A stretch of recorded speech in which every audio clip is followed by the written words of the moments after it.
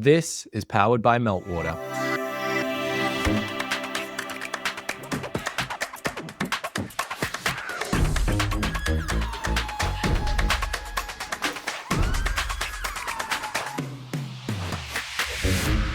Hi, I'm Dino Delich, and in the studio with me is Genevieve Bramall and Stephanie Lerdahl. I'm Jen, and I'm the head of PR in News Corp Australia. Hey, I'm Stephanie Lerdahl. I lead comms for Morningstar, which is an investment research firm. For a bit of context, I've asked Genevieve and Stephanie to join me as my co-hosts. They're two communications professionals at different stages of their career, and I know they're going to learn a lot about themselves from these industry experts I'm putting in front of them, because I have an underlying motive. This is part podcast, part experiment, and part comms bootcamp. This is earning your seat. For years, comms teams have been measuring by the numbers: volume, reach, sentiment, impressions. But is measurement actually earning communications a seat at the table? Or is it just proving activity after the fact? We'll try to answer that question with the help of Evan Escobedo, a brand measurement expert who headed media analytics at Western Union before he built his own company, Measured.io. Evan talks about what it really takes for communications leaders to move past the numbers and start influencing decisions with smarter brand intelligence. In this episode, we also discuss where AI genuinely adds leverage in brand measurement and where it doesn't. And I think where people are misaligned or are falling short or have not the right idea of where AI can take them is they see AI as the strategist. I mean, we are the strategist, right? We are the ones that can understand context and nuance. Sure, AI can surface patterns and generate insights faster than ever. Everyone knows that. But as you listen more to our episode, you'll be reminded, as we were speaking to Evan, that it's still up to comms leaders such as ourselves to place all that into meaningful context. So with that, let's learn more about Evan and how he evolved from using traditional metrics to creating his own formula for quantifying brand equity. Take us back to that time at Western Union, how that transformation took place. Yeah. At Western Union, I was there for 7 years. Left there about a year ago to start my own company, Measured.io, and then launched this idea called Brand Equity Score. But at Western Union, it was very much I was brought in to provide media listening and measurement, right? It was along those lines of they had some standard reports that were monthly, and it showed from a social standpoint, engagement and top posts and those typical kind of things that you see from a public relations corp comm standpoint. It was a share of voice, us against peers. It was what was over a month period the highest performing press release or mention based on volume and reach, and that was it. Right? That's typically how PR measurement teams operates today. Very much traditional. You get in a comfortable spot. You don't want to change things. You don't want to disrupt. But I was given the remit, the objective to create this idea of center of excellence. And when you just think about measurement and center of excellence from a PR media standpoint, it's really about creating discipline. It's about creating governance, and it's about creating accountability. But it's also being very deliberate about the value that you provide to the different stakeholders across the organization. So just getting back to the idea of like, what is step number one? Step number one to building a center of excellence is really about really understanding the needs of your stakeholders, right? And it's not about, here's the monthly report of share of voice and we're at 20% and our peers are our direct competitor, our main competitors at 45. But it's really understanding what they care about. And step number one for me was about kind of not starting with data to say, here's the share of voice or here's the sentiment, let's backfill that into a stakeholder, but starting with a person. And what we did, which I thought was very great launching pad for us to build this idea of center of excellence and getting from measurement to meaning, was starting with that person in mind and kind of building this framework, what we call persona-based insights. And it's actually quite simple because it's kind of this agile type of idea of building a a persona. It's like, as a marketing rep in Dubai, I need blank to do blank, right? That's the agile way of building buyer personas. What did they want in Yeah, Western Union's case? it was really understanding the competitors and understanding the consumer.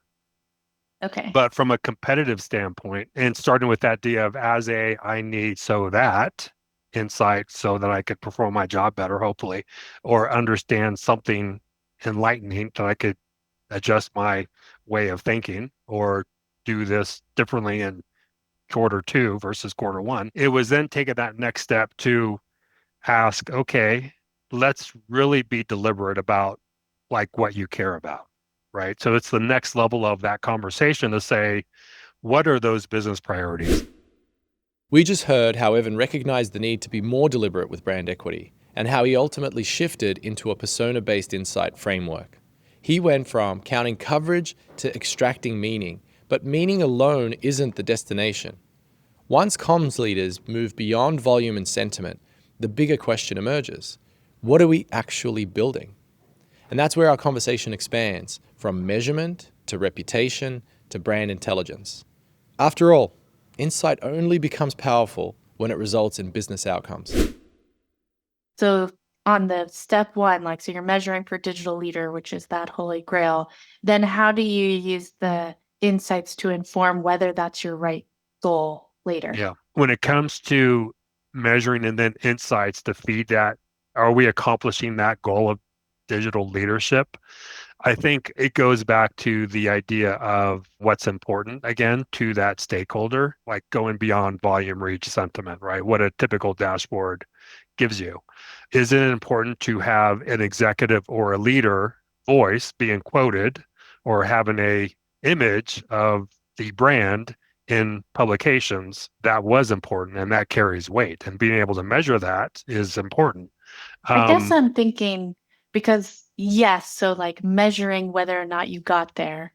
But then mm, what about the part that's like, is that the right goal anymore? Or mm. like, actually there's this other thing happening over here and maybe digital leadership means something new to us or Being a digital leader, in our case, that didn't change. That evolved to that goal, but that didn't change, because when you became a digital leader or pushing out that narrative which was resonating, which was being accepted, there's somewhat of an implication of, okay, there's some market share being gained or lost, but there's market share being gained when you have that leadership around that narrative, right? So in our case, I'd be curious to understand if that's different in other no. organizations I like just yours. mean Yeah. like the feedback loop. So like let's say you've decided you want spokesperson in there and this and that, and you're hitting it all, Yeah. but you're not seeing the business results, or just like you're trying to be a business driver of insights for the strategy versus just measuring whether or not comms gets an A plus. How do you set something up so that you're both saying, yep, we're getting an A plus or we're not,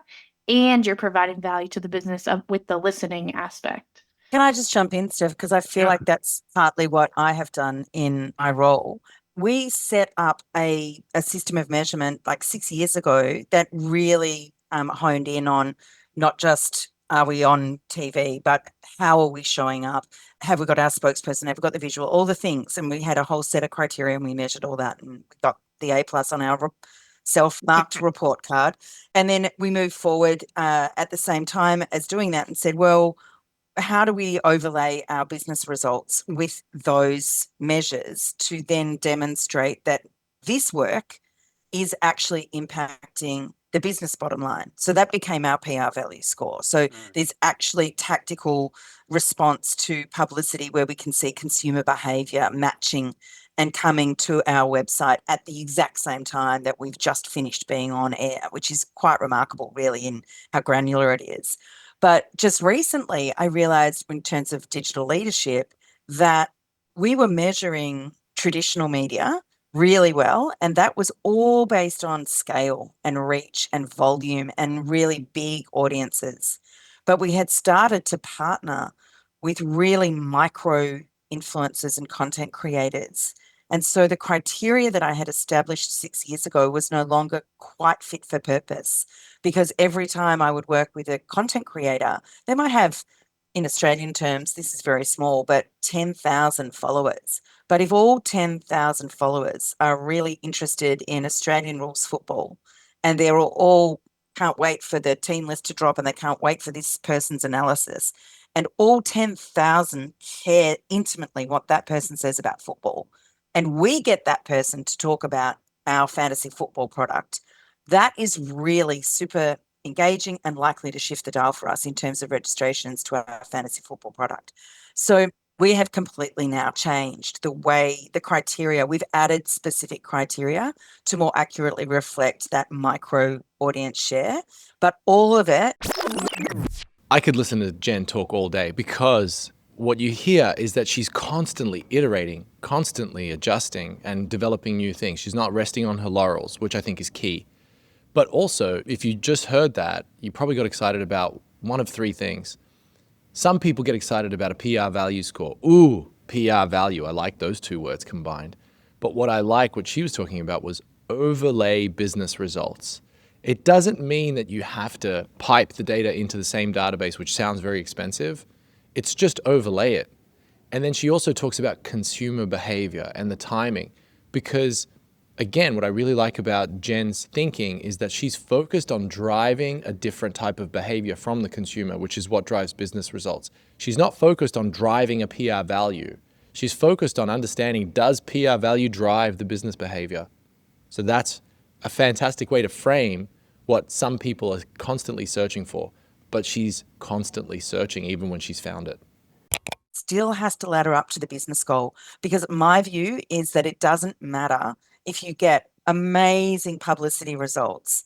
If at the end of the day, the thing that's keeping your CEO or CFO awake at night is the business bottom line, and you're not doing anything that moves the cart in that direction, then you're kind of just going to work for the sake of showing up, right? And I would much prefer to show up and show out in terms of outcome, not just output. I think you're both That's telling me that what I'm asking about is kind of a secondary thing. Like, you got to first get the A+ and show that the work you're doing is the right strategy and it's leading to results. But I am still thinking about, like, okay, let's assume you got all that. Like, in my world, there are new investment types all the time, and Morningstar covers all of them. And our goal is to just help investors with whatever's in their portfolio. And at this moment, I can see that there's a lot of conversation about crypto. And yet Morningstar's kind of like, we don't want to talk about crypto because it's a waste of time. You shouldn't invest in it. End, right? And yet, like, we're missing out on a very engaged audience here, because I can see that they're talking about these things. And so one maybe valuable thing I could say to the business is, let me show you this data that says these kinds of people of these kinds of demographics are talking about crypto. And by not saying anything, we're just irrelevant to this growing demographic. Maybe. I can't exactly quantify all this, but if I could. So you have direct competitors that either are or are not talking about crypto. And those, like, direct competitors with those like-for-like services, they have either launched a crypto product or they have not. And if they have, that conversation across all of that media is really, really valuable stuff. And that's like leadership of your space in this particular category of crypto. So measuring that narrative, whether you're in it or not, it is valuable to measure what's working and what's not against you within the industry. That's like step number one. And if it is working based on not just volume, reach, and sentiment, but really digging into the data to understand influence and social echo and cross tabs into, whatever assets they are pushing, click-throughs to a website or to a product page, tremendously valuable, right? So I think that's kind of where that goes to go beyond. It's really a diagnostic tool in that case. It's an executive decision tool to say, here's the conversation. We have made a decision not to play in that space. That doesn't suggest that it's not important, because it's tremendously important. And here's, from a CorpCom standpoint, Stephanie, from your standpoint, it's a leadership role to say, we should be thinking about this because of this, right? Because our direct competitors launched a product and it's resonating in Reddit, and here are the tens of thousands of people that are talking about it, and it's something that we should be thinking about. That's the kind of discipline and governance and center of excellence type of idea that was implemented at Western Union. So if brand intelligence is the goal, the next challenge isn't technical, it's human. Intelligence doesn't influence an organization on its own. People do. And not all people hold influence equally.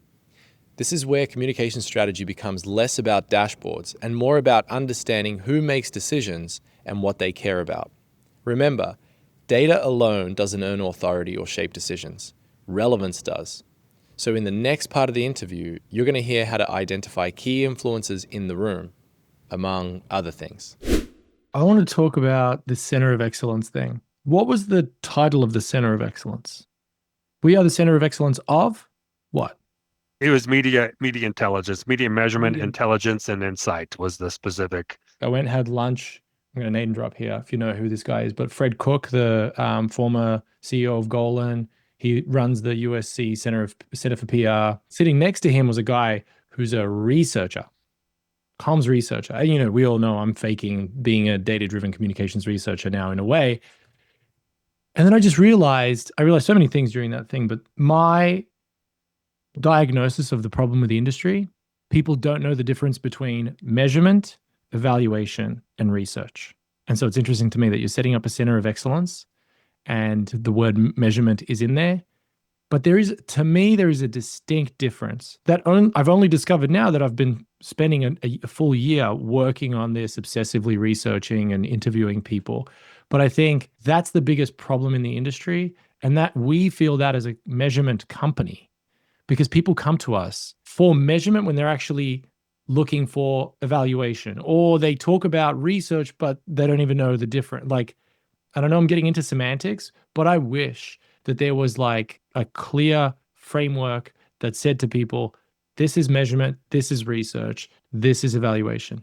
Do you think that would Jen help? has it, right? Like, she was like, there's a 3-step thing, and everyone's stuck at one, which is like, what are my KPIs? And maybe evaluation within that framework. But then nobody's doing the like, but what should I be doing differently? Yes, people are stuck in this idea of brand measurement. What does Meltwater provide? Brand measurement.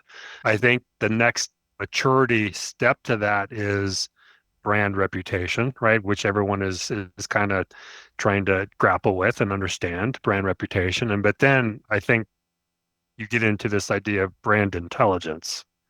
And brand intelligence is this all-encompassing, action-oriented idea that is, when it comes to your priorities, or when it comes to what I would consider those top priorities of every brand: trust, innovation, perception, reputation, those 4 dimensions, and really understand and uncover what that means for a particular brand based on media intelligence, and you're driving action. That, I think, is kind of the maturity model, or the maturity steps that I kind of top of mind for me.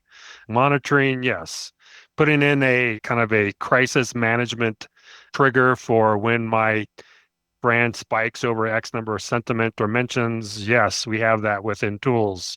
Many tools have that idea, right? But kind of this idea of getting to brand intelligence, I think, is kind of where my head's going over the certainly last year of building out measured IO and building brand equity score as the main product.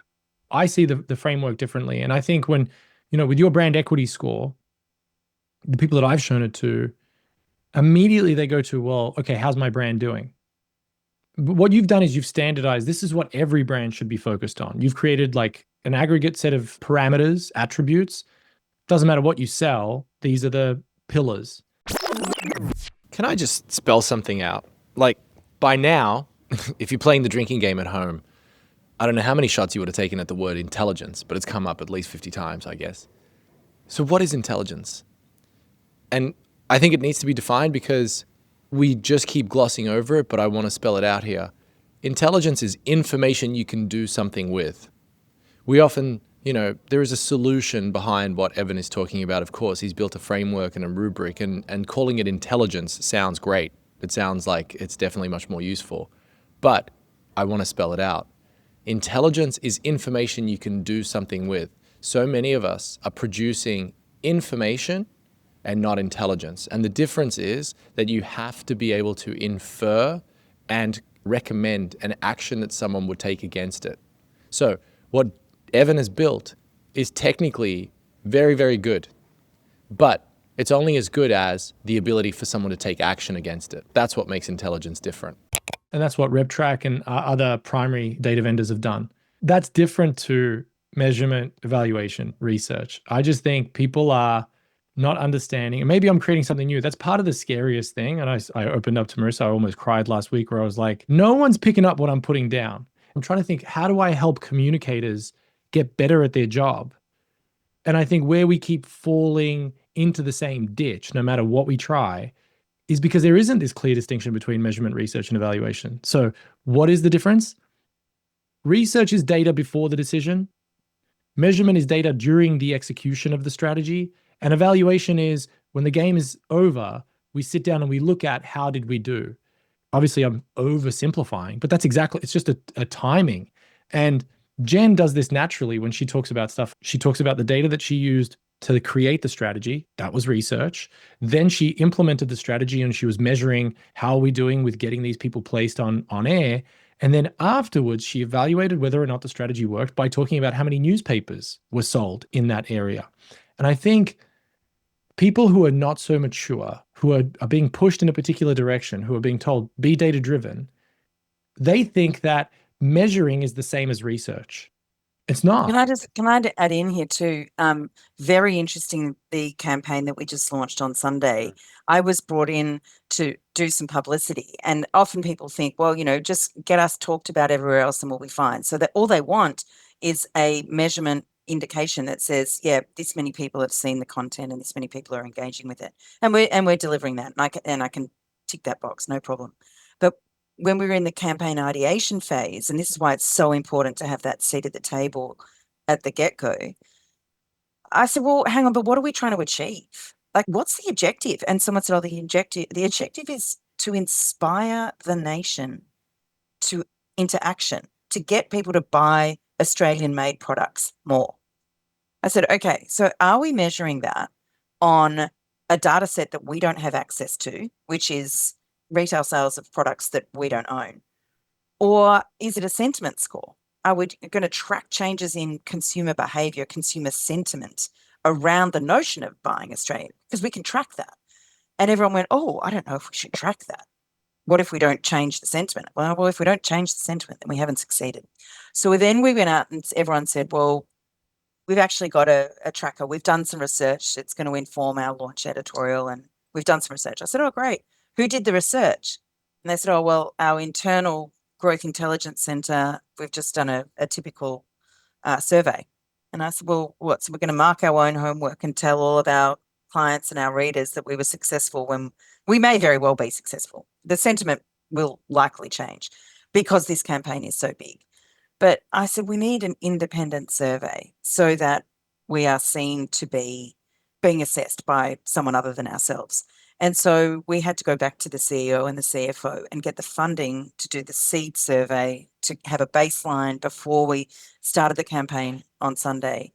And so that's not even meltwater. That's not me using the technology that I have at my disposal.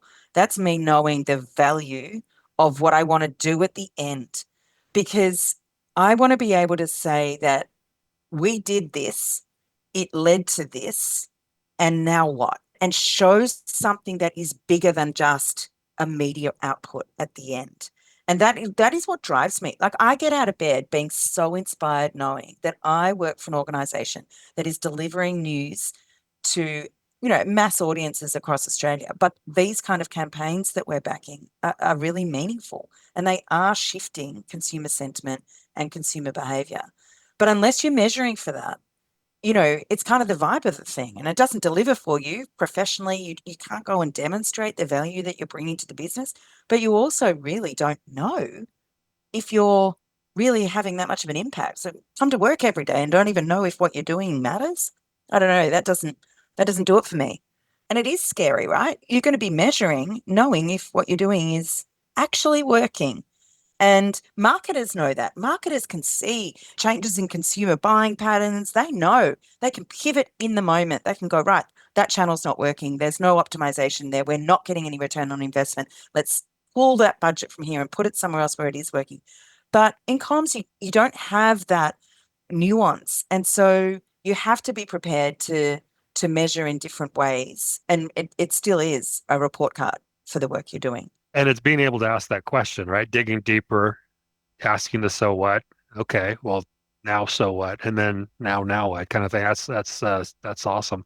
And even that sentiment is not just a sentiment score. It's tens of thousands of mentions to dig into, like, what are they actually saying about the launch of what you're launching.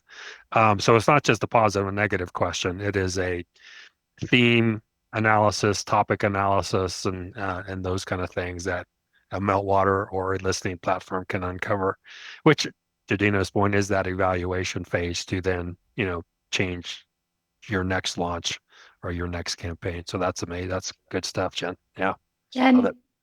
your foresight to push for budget and everything to do that way, I think generally comes from experience. But what have you learned about, because like asking for budget to do a third party survey is, not small. So other than the personal satisfaction of knowing a job well done, how does that help you in terms of building a case for resources or, earning your seat at the table earlier and earlier? Like, why do that? It definitely does help when you are able to demonstrate success at that level, because you're speaking the same language as the people who hold the purse strings. They are able to completely correlate. Oh, this team does that, and that leads to this. We need to invest more there. So for me, that has translated into being supported with more resourcing for agencies. It has meant that when I've said I need to measure the work of my team, even in a cost-cutting environment, I'm able to maintain, services like Meltwater because they matter to be able to demonstrate what success looks like. And I think ultimately this particular campaign that we're working on has stakeholders from right across the business, but it was the idea of our CEO. So what I love about this interaction between Evan and Jen is you can see then how powerful the dynamic is when you have a curious communications leader and a smart and capable analyst. That's Evan's role. Evan knows how to answer the question, but you've got to know which question to ask in the first place. So here's my advice to you if you're listening to this. If you don't have someone on your team like an Evan, find someone real quick. And if you don't have a communications leader that's asking the right questions, and if that's supposed to be you, then start thinking about what questions should I be asking? Having both of those, and often it is best to have a dynamic, two people riffing off of each other in a room, looking at a dashboard. And please, don't be a sucker for another salesperson like myself who tells you that this dashboard is going to answer all the questions for you. No, it's a combination of two human beings sitting there, figuring it out and saying, what do I want to know? How do I find that out? When you have that team dynamic, magic will happen. He's intimately engaged and involved now in, well, what's happening here? And we've got a newsletter that we're putting out every day to probably 750,000 consumers that is specifically around this campaign, and then to the clients who've come in as part of the campaign to tell them what success looks like, not just on our own platforms, but in other media. So in the report that I've provided for the past 2 days, we've used Meltwater to pull the best quotes of leading commentators across the airwaves. What are they actually saying about our campaign? Our internal content division has pulled reader comments. But what I've used the mirror function, which is the new AI function inside Meltwater, to deliver results that are really insightful about the campaign from the perspective of the clients who've come on board. Like, these are really big brands in Australia and the Australian government that has come on board. So I didn't want to just say, oh, you got to mention. I wanted to be able to demonstrate conversations that were happening in market around those brands and how we were shaping those conversations and how ultimately that will shape consumer sentiment longer term. And it's incredibly powerful to be able to do that in a way that really resonates with all of those audiences. I suppose what it means at the end of the day is that people look to me now for advice. Like Yeah. that senior counsel that I provide back to the business is not something that I have to fight to achieve. It is something that people seek me out to do. Once you understand who needs the insight, the next question is when it matters most. Is brand intelligence something you look at after a campaign, or is it something that shapes the decision before it's ever made? The distinction reframes the entire discipline, and it's also where AI begins to change the equation. Let's talk about unfair advantages, because as you're talking about this, one of the topics that came up at lunch with Fred and Dave was marketing. Because they spend money on paid media, they know that you have to build measurement into the budget and the campaign. Comms typically doesn't do that. We've talked about that in previous episodes. And their vendors do that, right? Like a media buying agency will put in Exactly. a pre and post survey as part of the all-in cost. But also PR is faster to deliver value. Like, you don't need to do research. You could just go off your gut. I could get you a campaign tomorrow. Whereas advertising is like, well, it costs more money. And so they just have a different workflow. Interestingly, Fred was like, he just shot that idea down. He's like, we're not advertising. So why do we need to start baking things into the budget? We're different. I thought, oh, isn't that an interesting old school way of thinking? This obviously, I'm not going to defame the guy, but that to me was interesting, that he's just not interested in keeping up with advertising. But unfair advantages. You work for a media company. Did you learn this from advertising? Is that why? It just kind of went over my head. But maybe that's where you learn these techniques of, and also when you have a CEO who leans in and says, well, what's happening in PR? He's the CEO of a media company. Yep, there is definitely an unfair advantage there. My CEO grew up, his early career was as a marketer. And so he really, truly understands the value of communications and publicity. But he hasn't only worked at News Corp. Like he headed up outdoor, he headed up a radio conglomerate in Australia. So he's largely been in media. He So gets how media works. He I'm does not just trying to understand it. discredit you. I'm trying to think, well, how can we get other people to that same situation? Because I don't think that it should just be possible only at a media company. What you're doing should be possible elsewhere. So you, it sounds like, have achieved what I think is on top of mind for every PR measurement or person in this role. And that is to have a seat at the table. And in order for you to have a seat at the table, step number one is to build trust, right? Be that internal trusted partner. And then when you have that trust built with those questions, those deeper level questions of so what's and now what's, and here's how we're going to have impact to the organization for a particular campaign, you then become a strategic advisor, which that's like that's what you've done. You're advising strategy. That is the aspirational goal of everyone in our space. Moving from a role to a person building a center of excellence to a trusted partner internally to a strategic advisor and having a seat at the table, be called on. What was that like for you, Jen? I'd be curious to hear kind of that evolution of that capacity for you. I think the one thing that I've always done is identify who in the room is going to understand what I've got to say. And that doesn't mean that at the very beginning I go, oh, the CEO is the one that I need to influence, so I've just got to start talking to the CEO.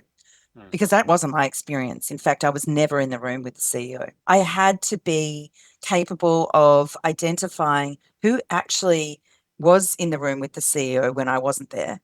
And of all those people, who were the ones that actually might get what I've got to bring to the table, and start small. And so I took baby steps, and sometimes it might have been that the head of sales sitting at the table, and I did a micro piece of work that impacted one of their clients. And then she was able to be in the room going, do you know, we've got this like PR team over here and they're doing this stuff, and maybe we need to do more of that. Or, the head of marketing would be sitting there going, we got this great result from a marketing perspective, but I think it was also impacted by the work that we did with PR, because that actually achieved this. maybe no one exactly saw the totality of the work the way that I saw it, but I had these micro influencers around the table who could really understand that we could bring value. And then I think as you get more experience, as Steph said, you get more experience, you get more courageous. And I think I've now just gone, well, I've got nothing to lose. I know what Yeah. I'm doing.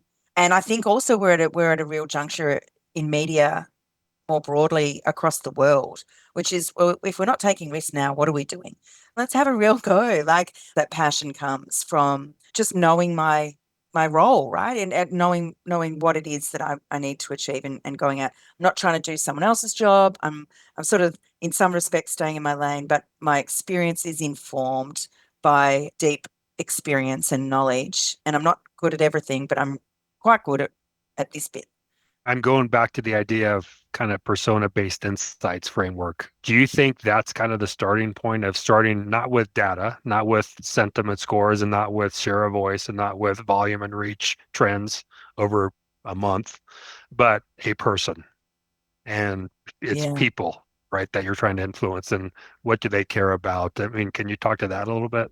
I think that's very true. I've never heard that sort of language, the persona-based insights, but I think retrofitting that into my experience is definitely the case. And trying to work out, I think there are a lot of different stakeholders who have slightly different business needs and business objectives. And so Steph was saying earlier, well, how do you satisfy all of them? Well, you can't satisfy all of them at the exact same moment with the exact same insight or piece of data or whatever it is. But you can know what their needs are and understand how you can add value to their need, and then adjust for that. And I think that's largely what I've done. But I would say you can't do it in a vacuum. You still need to have that BAU, that baseline. You still need to be demonstrating some sort of always on value that, generally speaking, the business understands, and then be nuanced in your approach with various people. It's interesting for me too, because I know Steph and others are in global roles. I sit in a capital city in Melbourne, but it's not the capital city where our headquarters is. So I think a lot of people think, oh, I've got to be in the room, like literally physically Yeah. present. And I would say that I have managed to be influential, even though I'm not even in the same city as where the decision makers are largely based. And that takes a whole nother layer of agility within a business to understand how to influence people from afar. And this also comes in a world before remote work was so easy. Maybe you Yeah. guys had better technology, but like how did you do it back before Zoom and everything I was so can't even commonplace? remember. I just think I just was very strategic with the conversations that I had with people. Email obviously was, and still is, a really powerful medium used well when you're able to find the right people to talk to. Maybe But not this is having before FaceTime, so they only saw your Yeah. face once a Yeah. month, and then Yeah. you got to a trusted advisor position, not being in the seat of power or the seat of government, which is Sydney for News Corp. That's actually very interesting. I think we could do a whole episode on how people I gain know. that influence when not being in the physical proximity. I will say the most important people in our business are editors. They always have been, they still are. Like, they are shaping the narrative of the nation. And I started out as a journalist. The way I've always positioned it is, I'm just here to make you look good. That's my job. Yeah. I'm here to start a conversation, make people we're going to have a lot of noise about the work you're doing. I am going to make you look better. So invite me in.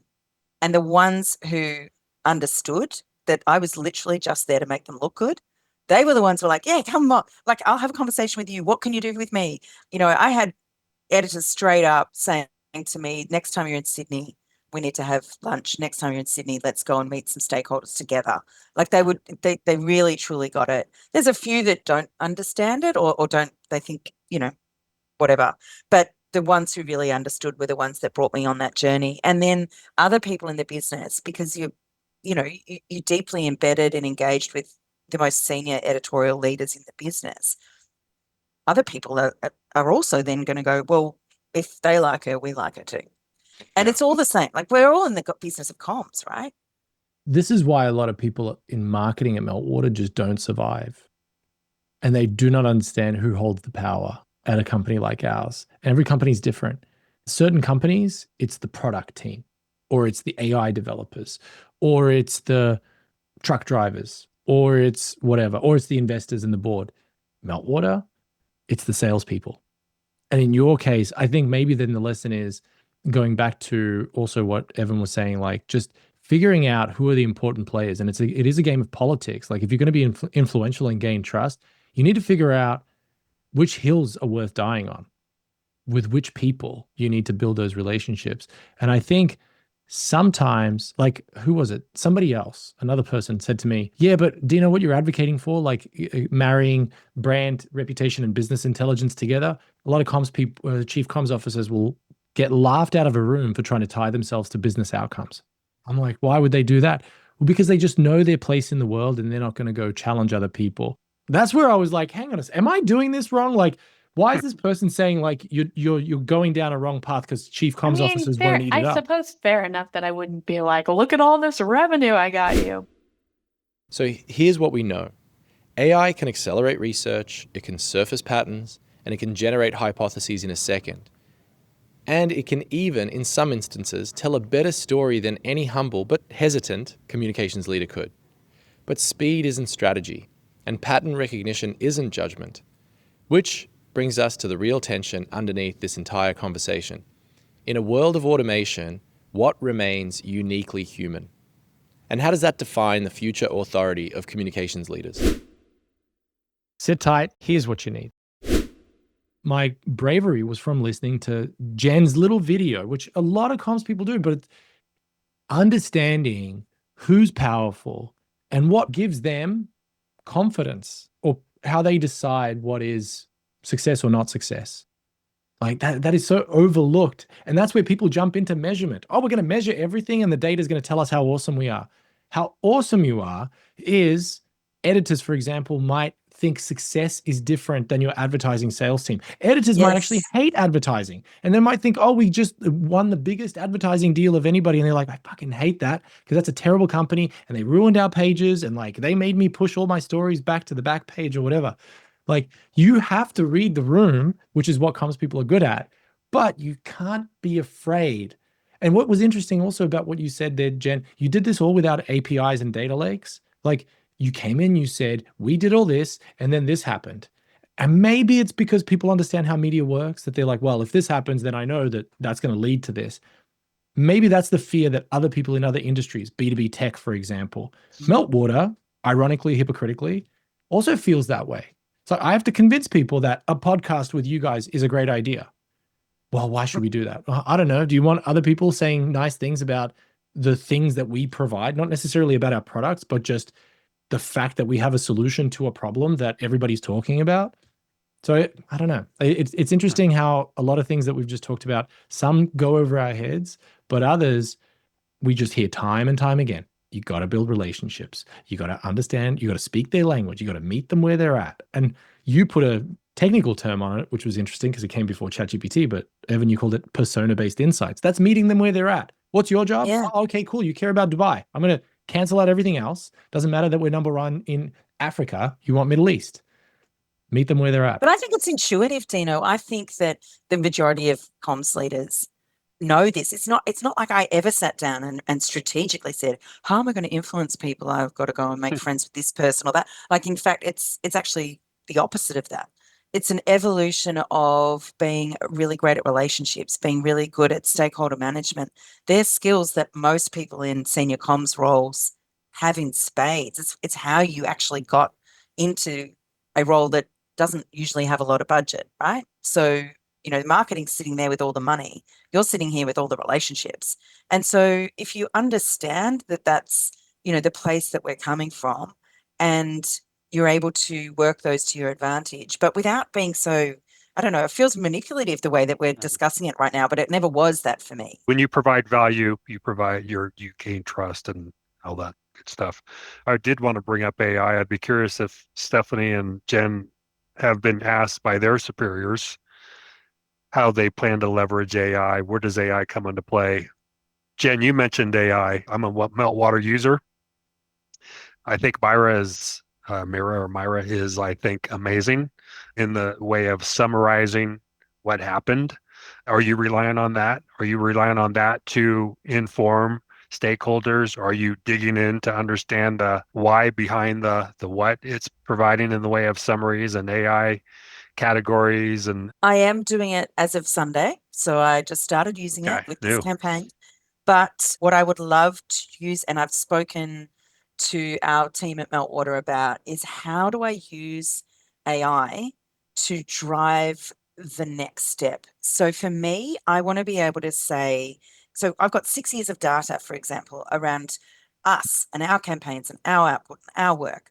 I want to know, what the next step is. Like if I'm going to develop, if I'm really going to challenge my team, we're going to do things differently. We're going to continue to show up in really innovative ways. What does that look like? And AI to me has capabilities that you don't even really know what it's capable of until you've got the right prompt, and then it can tell you something you never even thought you needed to know. And that's where I want to use AI, not so much of like push out a report. I mean, it's good. It's time saving, it's efficient, etc. But I want it to do the thinking that I don't even know if a bunch of humans in a room could get to that point. Measurement, evaluation, research. Where is AI most powerful? Research. Why? Because it helps you see context and all this that might make your Exactly. strategy better. Whereas where is everyone trying to use it? Measurement. Yeah. You're not going to learn anything from measurement. You're just collecting data and quickly finding out like, but where success comes from is designing the right strategy in the first place. I'm not one who designs strategies. You guys are. So that's a hypothesis. Like, you tell me, is if I was to tell you that you're going to get more results from just designing a better strategy than measuring and evaluating better, is that true or false? True. If I'm going to I'm not get asking better for results. agreement. I actually want to debate about it. If you only had one bucket to invest in, measurement, evaluation, or research, which one would you go into? I still want a way to be able to demonstrate success. Like the measurement is still important to It's me important. because, yeah.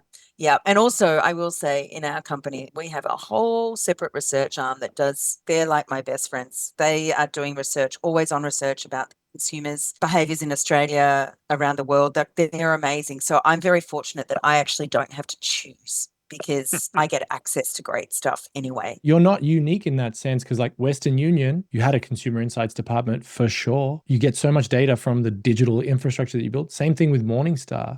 Like, you must have so much data on your customers and your data science teams. I mean, you work for an investment company. Clients often say to me things like, oh, yeah, but Jen has this research arm because they sell advertising. I think every company is sitting on a mountain of data. It just takes a curious person to unearth it and figure out where it is and how to use it. And again, if you can use it for research to design a better strategy in the first place, isn't that the place you're going to go back to evaluate? Yeah, I think that's where AI really comes into play, right? I mean, you can summarize and categorize 20,000 mentions being pulled from meltwater, no problems. That's what AI does. But to ask the underlying questions of, okay, so why, or what's the meaning of that, or how did that impact trust, or how did that impact how you're seen as a company or how you're known as a company? That's not just that media, 20,000 mentions exported from meltwater into an LLM, but marrying that against the quantitative survey data that goes to our previous discussions, of qualitative and quantitative to create a better understanding of your consumers or the brand. There's one other ingredient I think AI brings to the table that maybe a good, humble comms leader doesn't. And that is the confidence to hallucinate when they don't know the story. Because it's the telling of the story. And I know it's kind of funny, but it is true that if you ask AI to tell you something insightful about a bunch of data, it's probably never going to come back with, sorry, there's nothing to see here. Yeah. It's always going to tell you an interesting story. Whereas if you ask a comms leader who's like, even if they had the time to go through it, if it's not an interesting story, they're just going to say, sorry, it's not interesting. And then you as a leader, do you go back to that person? Like, they didn't tell me anything interesting. But if you just made it up a little bit, but just enough where it wasn't Playing live, with fire, Dino.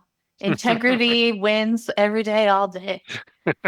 So I think that is that fine line, but maybe because we just don't expect AI to be right all the time, but then we do, whereas we expect a human who we trust, like, don't let me down, because one time you let me down, I'm not going to go back to you. It is interesting that I do think I've always also advocated that the skill that's going to save communicators in this new AI world is also storytelling. And it's not storytelling making up stuff, it is connecting the dots. Yeah, and I think where people are misaligned or are falling short or have not the right idea of where AI can take them is they see AI as the strategist. I mean, we are the strategist, right? We are the ones that can understand context and nuance and understand that when you dig into the data. AI can't do that. So saying that I want AI to be all things to all people when it comes to strategy, I think that's where we humans come in to provide that context around the data, dig into the data, understand the nuance of it and the meaning of it. I think this is a perfect place to end the episode. But before you press stop, let me give you a little more. If there's one thing our conversation with Evan makes clear, it's this. When measuring success, comms leaders cannot simply rely on numbers and metrics. Counting coverage isn't strategy. Dashboards aren't authority. And measurement on its own doesn't move decisions. What's important is that you extract meaning from metrics and turn that into intelligence. And intelligence, brand intelligence, only matters when it shapes action before the decision is made, not after the campaign is over. And I know AI has essentially been a part of the conversation in every episode of Earning Your Seat, but for a reason. Today we found out from our conversation that yes, AI will accelerate research, but strategy still belongs to the people who understand context. And it's up to us to understand and leverage things like power dynamics, trade-offs, timing, and risk. In an AI world, we have an opportunity not just to defend our value, but to define it. Earning your seat isn't about passively absorbing, it's about executing. So take a moment and reflect and think about how you can use what you've just learned in this episode to grow, recalibrate, and improve. Thanks for listening. I'm Dino Delich. We'll see you next time on the next episode of Earning Your Seat.